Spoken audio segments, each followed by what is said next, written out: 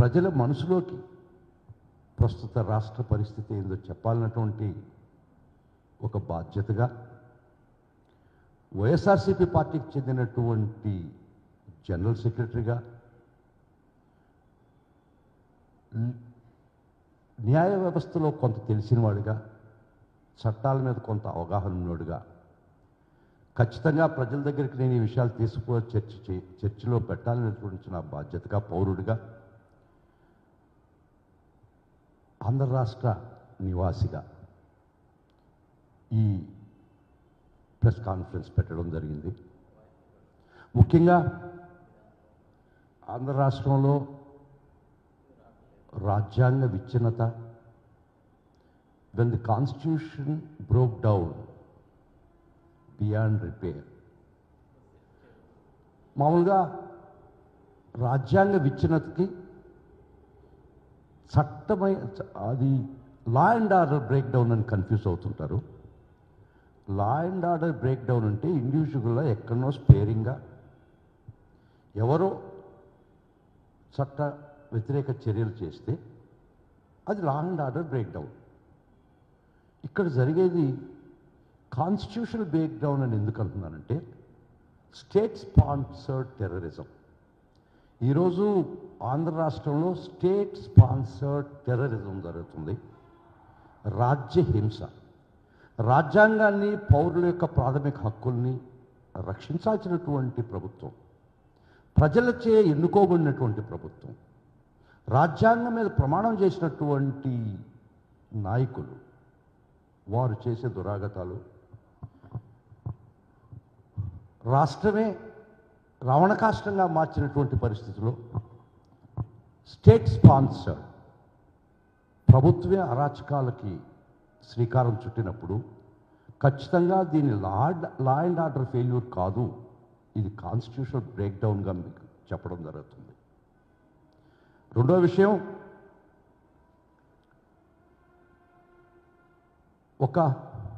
నేను చెప్పబోయే రెండో విషయం, మీడియా ముసుగులో మాఫియా రాజ్యం స్థాపించి మాఫియా లాగా ఎదిగి ఈ ప్రభుత్వాన్ని తన గుప్పిట్లో పెట్టుకొని వ్యవస్థలు నిర్వీర్యం చేస్తున్నటువంటి ఈ మార్గదర్శి financiers, Margadarsi chit funds and Eenadu more particularly ఆ విషయం కూడా చర్చించాల్సిన అవసరం ఉంది. ముఖ్యంగా చాలా దురదృష్టకరమైన పరిస్థితి మీ ముందర పెడుతున్నాను. ఆంధ్ర రాష్ట్రంలో ఎలక్షన్ రిజల్ట్స్ మేబీ 11 o'clockకి తెలుగుదేశం ప్రభుత్వానికి 10:30కి తెలుగుదేశం ప్రభుత్వానికి అనుకూలంగా రిజల్ట్స్ వస్తున్నాయి అనే పరిస్థితి నుంచి మొదలుపెట్టి ఈరోజు దాకా ఇంకా కొరవ 4 ఏళ్ళు కూడా చేస్తారేమో. ఆస్తులు ధ్వంసం చేశారు, నో పోలీస్, వ్యక్తుల్ని చంపేశారు, నో పోలీస్, గ్రామాలు ఖాళీ చేయించారు, తరివేశారు, నో పోలీస్. నాకు తెలిసి చరిత్రలో ఉగాండాలో ఇడి అమీన్ కొన్ని జాతుల్ని ఆ దేశాన్ని నుంచి తరివేయడం జరిగింది. అదే పరిస్థితి ఈరోజు ఆంధ్రప్రదేశ్లో ఉంది. నేనేదో గాల్లో చెప్పడం లేదు, గాల్లో మాట్లాడటం లేదు, నేను చట్టపరంగా వాస్తవాలు మీ ముందు పెట్టడం జరిగింది. మాచర్ల కాన్స్టిట్యుయెన్సీలో పిన్నెల అనే గ్రామం ఉంది. అక్కడ మైనారిటీ సోదరులైనటువంటి ఒక వర్గాన్ని గ్రామాన్ని నుంచి టోటల్గా ఎన్ బ్లాక్గా తరివేయడం జరిగింది. వాళ్ళ ఆస్తులు స్వాధీనం చేసుకోవడం జరిగింది. పోలీసులు ఫిర్యాదు చేశాం, పోలీసులు చేతులు ఎత్తేసి ఏం చేయలేము, పోలీసులే బ్రతిలాడుతున్నారు వాళ్ళని, ఊర్లోకి రాబాకండి, ఊర్లోకి వస్తే చంపేస్తారు, మేము ఏమీ చేయలేము ఈ ప్రభుత్వం అని చెప్పినటువంటి పోలీసే చెప్తుంటే ఏం చేయాల్సిన పరిస్థితి మీ ముందరని ఆలోచించండి. మీ ప్రజలారా మీరే ఆలోచించండి. మరొక విషయం, మరీ దురదృష్టకరమైన విషయం, వీళ్ళు సామాన్యుల ప్రజలు, వీళ్ళ సంగతి కూడా పక్కన పెడదాం. తాడిపత్రి అనే కాన్స్టిట్యుయెన్సీలో ఎక్స్ఎమ్మెల్యే పెద్దారెడ్డి అని 19 నుంచి 24 దాకా ఎమ్మెల్యేగా ఉన్నటువంటి వ్యక్తి, అతన్ని కాన్స్టిట్యుయెన్సీ బహిష్కరణ, తాడిపత్రిలోకి రావడానికి లేదు అని హుకుం జారీ చేస్తే గత సుమారు 7 నెలల నుంచి తన నియోజకవర్గం హెడ్ క్వార్టర్స్కి పోలేనటువంటి పరిస్థితి. వారి మీద కేసులు పెట్టారు. పెడితే ముందస్తు బెయిల్ కూడా వారు పొందడం జరిగింది. ఆ బెయిల్లో 15 రోజులు మాత్రమే, బెయిల్ ఇచ్చిన నుంచి 15 రోజులు మాత్రమే గ్రామంలోకి, తాడిపత్రిలోకి ఎంటర్ కాకూడదు అనేది ఆర్డర్. 15 రోజులు పోయినాయి. 7 నెలలుగా తన కాన్స్టిట్యుయెన్సీలో, తన కాన్స్టిట్యుయెన్సీ హెడ్ క్వార్టర్స్లో అడుగు పెట్టలేటువంటి పరిస్థితి. పబ్లిక్గా మీకు చూపిస్తాను. కాన్స్టిట్యుయెన్సీలోకి వస్తే, తాడిపత్రిలోకి వస్తే చంపేస్తాను అని ప్రస్తుతం అధికారంలో ఉన్నటువంటి ఒక వ్యక్తి చెప్తుంటే, పోలీసుకు ఫిర్యాదు చేస్తే పోలీసు పట్టించుకోకపోతే ఏమైతే అది అవద్ది, నేను నా కాన్స్టిట్యుయెన్సీలోకి పోతాను, నా ప్రజలకు దగ్గర ఉంటానని పోదలుచుకుంటే పోలీసు అరెస్ట్ చేసి అతను హౌస్ అరెస్ట్ చేస్తుంది ఆయన గ్రామంలో. Is it not is fundamental right? తన కాన్స్టిట్యుయెన్సీలో భారత పౌరుడుగా ప్రాథమిక హక్కు ప్రసాదించినటువంటి ఆర్టికల్ 19, 20, 21 ఎట్ట పోయినేని అడుగుతుండా. ఇది స్టేట్ స్పాన్సర్డ్ టెర్రరిజం కాదా? ఇది కాన్స్టిట్యూషనల్ బ్రేక్ డౌన్ కాదా అని మీరే చర్చించుకోండి. ఇది law and order break down కాదు. Law and order break down అంటే ఇతర వ్యక్తులు చట్టానికి వ్యతిరేక పనులు చేస్తే law and order break down.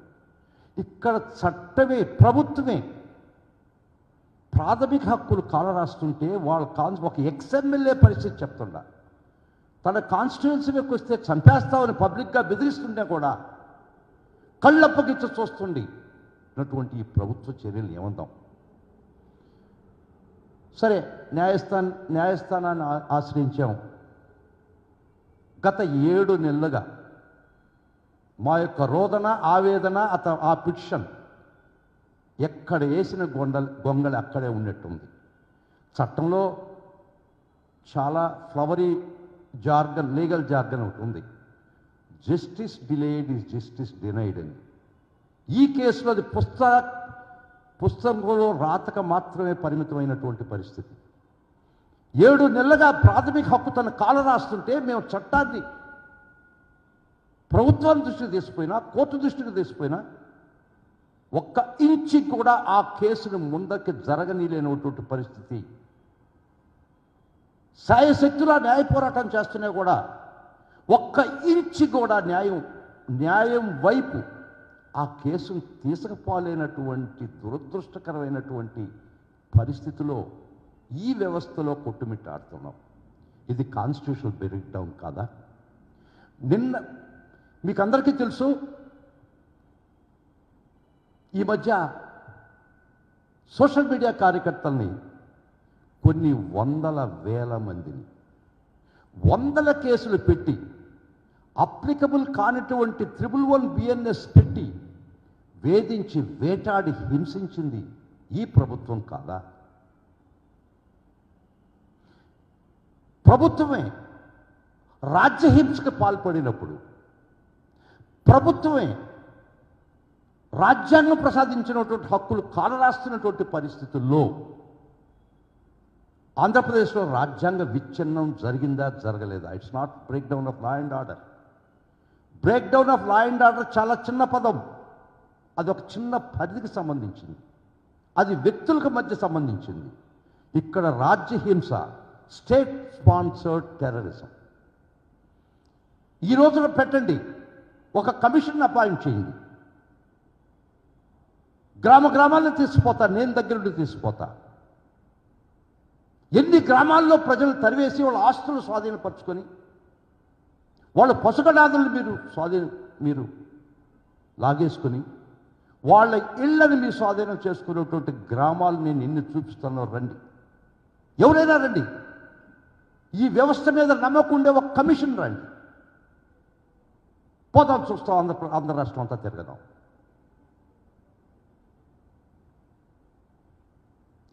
ఈ రాష్ట్ర ప్రభుత్వం ప్రజలు ఎన్నుకున్నది గ్రామాల నుంచి ప్రజలు తరివేయడానిక, రాజ్యహింసను ప్రేరేపించడానిక, మీకు ఓట్లు అయినటువంటి వర్గాలను సమూలంగా నాశనం చేయాలన్నట్టు ఒక ఉద్దేశంతో మీరు అధికారంలోకి వచ్చారా? నిన్నటికి నిన్న ఒక కేసులో, నేను కేసు పూర్వాపరాలు మాట్లాడటం లేదు, తప్పో రైట్ అని నేను చెప్పటం లేదు, న్యాయమా అన్యాయమా మాట్లాడటం లేదు, కానీ crime number 137 of Gannavaram PS Telugu Desam party office మీద దాడి. అది I'm not getting in to the details.